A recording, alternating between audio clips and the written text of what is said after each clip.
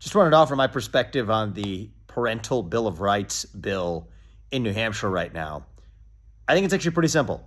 If you're a parent, you're the one who's actually responsible for your kids' health decisions and even for raising your kids, not the government itself. One of the most salient and simple parts of this to me is if a kid, especially at behest of teachers in their schools, is changing their gender identity or identifying differently, you as a parent at least have the right to know that. That's not that objectionable to me.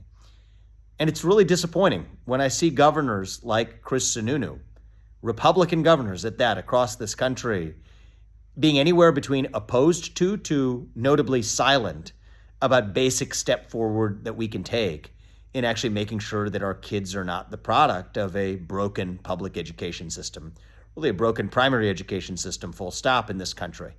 And I think that we're going to need leaders with conviction, leaders with spine. I know it's a little bit inconvenient to certain political elements of the political fringe, particularly on the left here, that you might not be popular if you actually take on some basic issues like parental consent and parental responsibility, parental rights.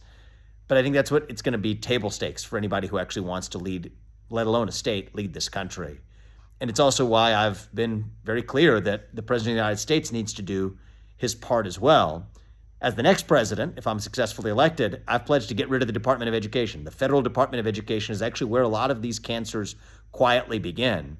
They use federal funding as a sort of handcuff, as a sort of cudgel to get local schools across the country, including in places like New Hampshire, to adopt these toxic woke ideologies.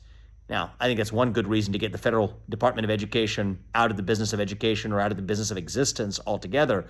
I've said I would shut it down. That's $80+ billion that flows through the federal Department of Education that could be better used by municipalities and localities across this country.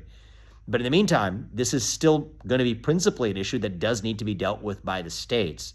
And if it's going to be dealt with by the states, it needs to be hopefully states that are led by actual governors with a spine and with conviction that are able to provide a better path forward. And, if Chris Sununu isn't in favor of this for some reason, well, he ought to be transparent about why. I don't think staying silent about it and hoping this issue blows over is actually a viable strategy, either politically or, more importantly, just as somebody who actually is asking people to allow them to be their leader. Well, a leader owes the people he leads transparency as well. So, Governor Sununu, I hope you give people at least an answer for where you come down on this, and give them an explanation for why you've been silent.